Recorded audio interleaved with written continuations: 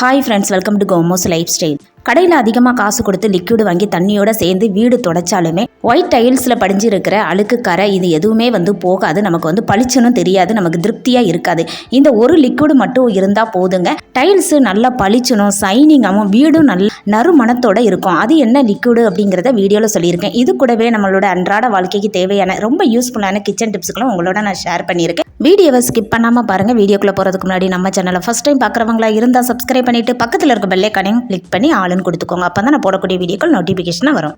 நம்ம எல்லார் வீட்லையுமே இந்த மாதிரி ஊசி நிறையா வச்சுருப்போம். துணி கிழிஞ்சாலும் பட்டன் இதுவை வைக்கிறதுக்கும் நம்ம ஊசி வச்சுருப்போம். இந்த ஊசி எங்கேயாச்சும் வச்சுட்டு நம்ம அவசரமான நேரத்தில் ரொம்ப தேடி அலைவோம். இது கீழே விழுந்தா கூட தெரிச்சு எங்கன்னு போய் விழுந்திருக்குதுன்னு கூட கண்டுபிடிக்கிறது ரொம்ப கஷ்டம். இதை எப்படி சேஃப்டியாக வைக்கலாம் அப்படின்னு பார்க்கலாம். இதுக்காக காலியான பெண் எடுத்துருக்கிறேன். பெண்ணு காலி ஆயிடுச்சுன்னா தூக்கிட்டு அந்த தூர போட்டுருவோம். இதுக்குள்ளே இருக்கிற ரீபிளை மட்டும் நம்ம எடுத்து தூர வச்சிடலாம். அந்த மூடி அப்படியே இருக்கட்டும். பின்னாடி இருக்கிற மூடியை மட்டும் கலட்டிட்டு இந்த ஊசியை உள்ளே போட்டு ஸ்டோர் பண்ணி வச்சுக்கலாம். மேலே இருக்க அந்த மூடியை நீங்கள் கலட்டிட்டீங்க அப்படின்னா அந்த வழியாக ஊசி ஃபுல்லாக கீழே விழுந்துடும். அதனால் இந்த பின்னால் இருக்கிற அந்த மூடியை மட்டும் கலட்டிட்டு ஊசியை அதுக்குள்ளே போட்டு ஸ்டோர் பண்ணிக்கலாம். நம்ம தேவைப்படும் போது எடுத்துக்கலாம். இது மிஸ் ஆகாது. அவசரமாக துணி தைக்கிறதுக்கு நமக்கு ஊசி தேவைப்படும் போது நம்ம தேடி அலையணும்னு தேவையில்லை. இந்த மாதிரி ஒரு காலியான பெண் இருந்தாலே போதும், நம்மளோட ஊசியெல்லாம் சேஃப்டியாக வச்சுக்கலாம். கண்டிப்பாக இந்த டிப் உங்களுக்கு ரொம்ப யூஸ்ஃபுல்லாக இருந்திருக்கும்னு நினைக்கிறேன். அப்படி யூஸ்ஃபுல்லாக இருந்ததுன்னா நம்ம சேனலை சப்ஸ்கிரைப் பண்ணிக்கோங்க.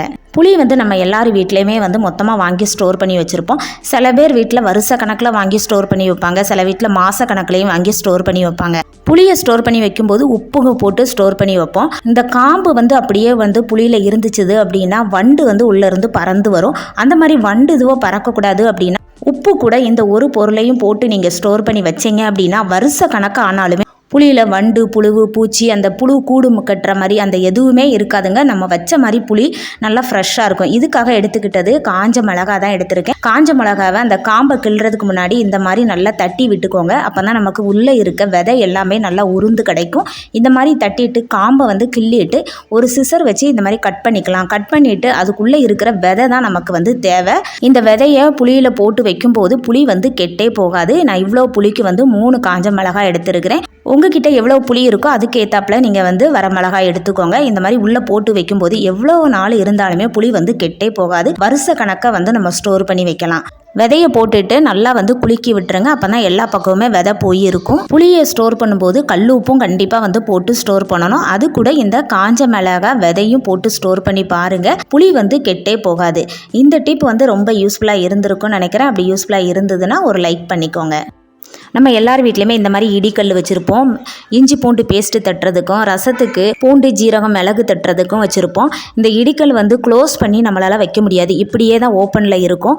இதில் நைட்டு டைமில் பூச்சி எல்லாம் உள்ளே போகிறதுக்கு நிறைய வாய்ப்பு இருக்குது. கரப்பாம்பூச்சிலாம் உள்ளே போகும். இதனால் டெய்லி நம்ம யூஸ் பண்ணும்போது கழுவிட்டு தான் யூஸ் பண்ண வேண்டிய இருக்கும். அந்த மாதிரி இல்லாமல் இதை எப்படி நம்ம க்ளோஸ் பண்ணி வைக்கலாம் அப்படின்னு பார்க்கலாம். நான் இதுக்கு ஏற்றாப்பில் இந்த மாதிரி ஒரு பாக்ஸ் எடுத்துருக்கிறேன். நம்ம சாக்லேட்லாம் வாங்கணும் அப்படின்னா இந்த மாதிரிலாம் பாக்ஸ் கொடுப்பாங்க. நானும் அந்த மாதிரி தான் ஒரு பாக்ஸ் எடுத்துருக்கிறேன். மூடியை கலட்டிட்டு இந்த மாதிரி க்ளோஸ் பண்ணி வச்சோம் அப்படின்னா ஒரு காற்று கூட உள்ளே போகாது. நல்லா டைட்டாக இருக்குது எனக்கு இந்த பாக்ஸு.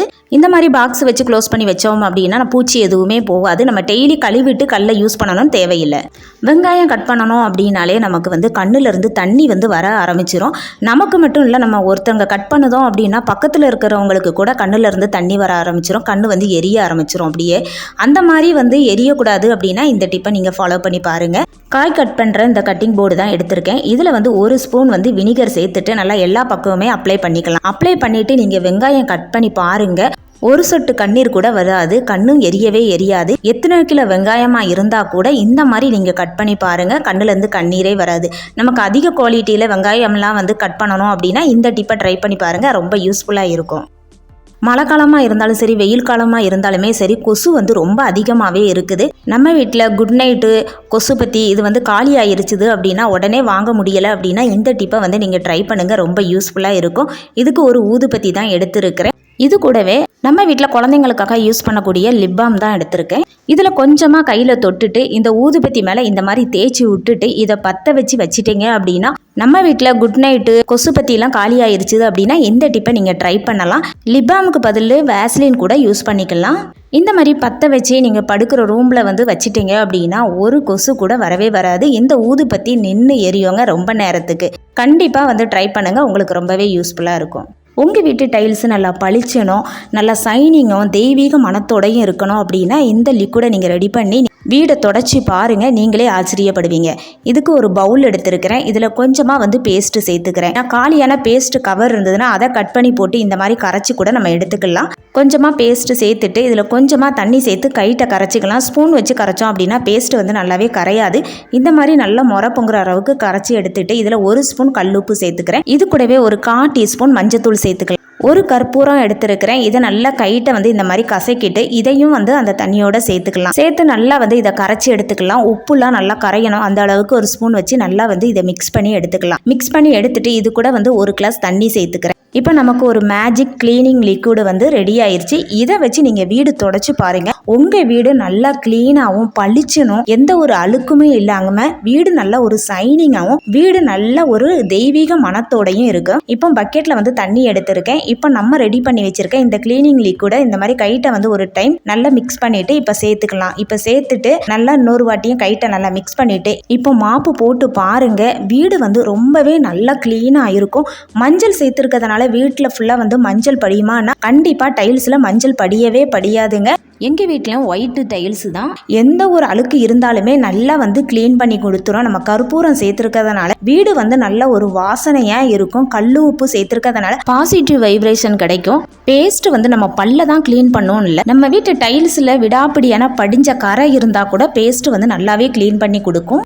இந்த மாதிரி வீடு தொடச்சிங்க அப்படின்னா நீங்கள் இந்த ஒரு டைம் தொடச்சாலே போதும். இல்லை அப்படின்னா நம்ம வந்து 2-3 தண்ணி வச்சு வீடு வந்து துடைப்போம். அந்த மாதிரி நீங்கள் துடைக்கவே வேண்டாம், ஒரு தண்ணியிலேயே வீடு வந்து நல்லா பளிச்சினும் சைனிங்காகவும் ஆயிரும். நம்ம எந்த ஒரு சோப்பு லிக்விடு எதுவுமே சேர்க்கல. இந்த பொருளை வச்சே நீங்கள் வந்து வீட்டை தொடச்சி பாருங்கள். நான் தொடச்சிட்டு காட்டுறேன் பாருங்கள், வீடு எவ்வளவு நல்லா பளிச்சுன்னு சைனிங்காகவும் இருக்கும். என்னோட டைல்ஸுமே வந்து ஒயிட் டைல்ஸு தான், ஆனாலும் எந்த ஒரு அழுக்குமே இல்லை பாருங்கள். அந்தளவுக்கு நல்லா க்ளீன் பண்ணி கொடுத்துட்டு இந்த தண்ணியை வந்து தூர எங்கேயும் ஊற்றிடாதங்க. இதையும் நம்ம ரொம்ப யூஸ்ஃபுல்லாக பயன்படுத்திக்கலாம். இந்த தண்ணியை அப்படியே பாத்ரூம் டைல்ஸில் ஊற்றி விட்டு ஒரு தொடப்பா வச்சு இந்த மாதிரி நீங்கள் தேய்ச்சி விட்டீங்க அப்படின்னா பாத்ரூமும் நல்லா வந்து பளிச்சுன்னு ஆயிரும். அதேமாரி நல்ல ஒரு மனமாகவும் இருக்கும். இந்த தண்ணியை பாத்ரூம்லையும் ஊற்றலாம். அப்படி இல்லை அப்படின்னா பால்கனிலையும் ஊற்றி கழுவி பாருங்கள், ஒரு கொசு ஈ கூட வரவே வராது.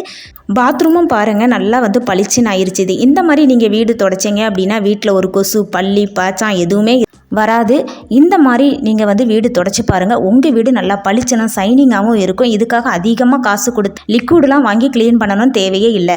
இந்த டிப்பு உங்களுக்கு ரொம்ப யூஸ்ஃபுல்லாக இருந்ததுன்னா உங்கள் ஃப்ரெண்ட்ஸ் அண்ட் ஃபேமிலிக்கு ஷேர் பண்ணுங்கள். இன்றைக்கி பார்த்த இந்த எல்லா டிப்ஸுமே உங்களுக்கு ரொம்ப யூஸ்ஃபுல்லாக இருந்திருக்குன்னு நினைக்கிறேன். இந்த மாதிரி யூஸ்ஃபுல்லான டிப்ஸ் எல்லாம் நம்ம சேனலில் நிறைய இருக்குது. நம்ம சேனலை விசிட் பண்ணி பார்க்காதவங்க ஒரு டைம் விசிட் பண்ணி பாருங்கள், உங்களுக்கு ரொம்பவே யூஸ்ஃபுல்லாக இருக்கும். இன்றைக்கான இந்த டிப்ஸ்லாம் உங்களுக்கு ரொம்ப பிடிச்சிருந்ததுன்னா லைக் பண்ணுங்கள், உங்கள் ஃப்ரெண்ட்ஸ் அண்ட் ஃபேமிலிக்கு ஷேர் பண்ணுங்கள். மறக்காமல் சப்ஸ்கிரைப் பண்ணுங்கள், பக்கத்தில் இருக்க பெல் ஐகானை கிளிக் பண்ணி ஆளுன்னு கொடுத்துக்கோங்க. அப்போ தான் நான் போடக்கூடிய வீடியோக்கள் உங்களுக்கு நோட்டிஃபிகேஷனாக வரும். அடுத்த வீடியோவில் பார்க்கலாம். தேங்க்ஸ் ஃபார் வாட்சிங்.